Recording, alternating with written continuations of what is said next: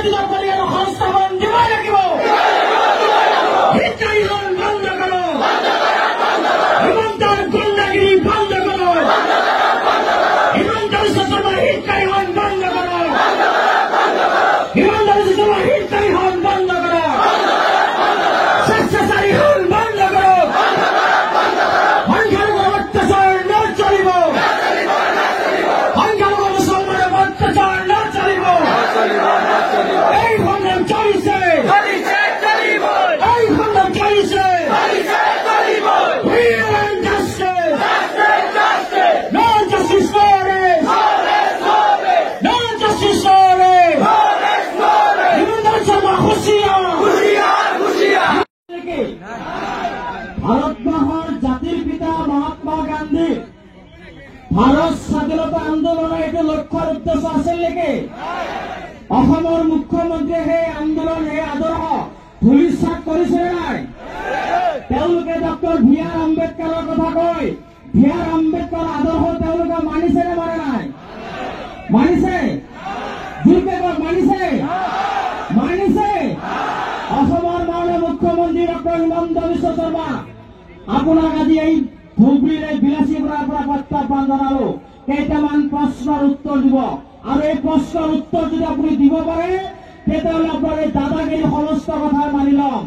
আৰু যদি আপুনি প্ৰশ্নৰ উত্তৰ দিব নোৱাৰে, আপুনি গৃহ বিভাগ চলোৱাত ব্যৰ্থ হৈছে, অসমৰ জনগণক নিৰাপত্তা দিয়াত ব্যৰ্থ হৈছে, অসমৰ সংখ্যালঘু জনগণক সুৰক্ষা দিয়াত ব্যৰ্থ হৈছে, অসমৰ সংখ্যালঘু জনগণক বাছি বাছি যি অত্যাচাৰ কৰিছে, এই অত্যাচাৰ বন্ধ কৰিব লাগিব। লাগিব নাই? ইয়াত ভাষণবাজি কৰি আমি লাভ নাই।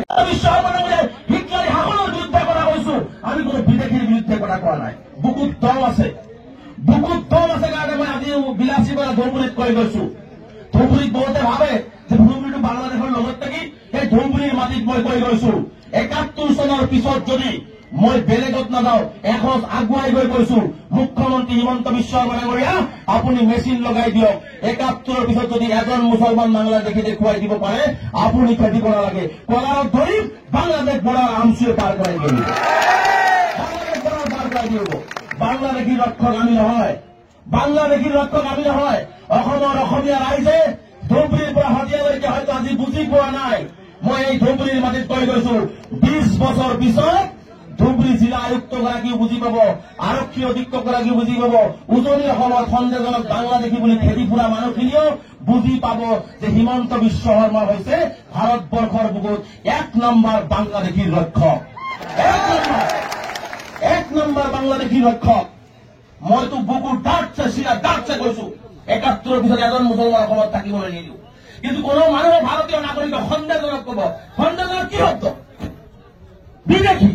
এজন মানুহ ভাৰতীয় নাগৰিক, তাক বিদেশী সন্দেহজনক কৰিব, তাক প্ৰতিবাদ কৰিব নোৱাৰিব, তাক কথা কব নোৱাৰিব, সেইটো কেতিয়াও হ'ব নোৱাৰে।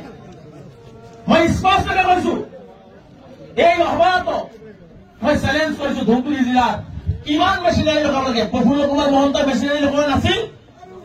আমাৰ মানুহ হিয়াৰিং দিব যায়, লাইনত গৈ আমাৰ মাতৃসকল ডেলিভাৰী হোৱা নাছিল? আমাৰ মানুহৰ মৃত্যু হোৱা নাছিল? NRCৰ কাম হবলৈ যায়, গাড়ী এক্সিডেণ্ট হৈ শিৱসাগৰত যোৱাৰ বাবে আমাৰ মানুহৰ মৃত্যু হোৱা নাছিল? ধুবুৰীৰ মানুহ তিনিচুকীয়াত যাই হিয়াৰিং দিয়া নাছিল? আমি ১০০ বাৰ হিয়াৰিং দিছো। আমি ভাৰতীয় নাগৰিক। এটা ভাৰতবৰ্ষৰ গণতান্ত্ৰিক দেশখনত এটা শ্ৰেণীৰ মানুহক সদায় নাগৰিকত্বৰ প্ৰমাণ দিব লাগিব, আৰু তুমি কা বলবৎ কৰি লাখ লাখ বাংলাদেশী লৈ আহিবা, এইটো হ'ব পাৰে নেকি? আজি ২ দিন আগত মই উৎসৱৰ কথা ৫ মিনিট পিছত আহিম, কথাটো বুজি পাইছে?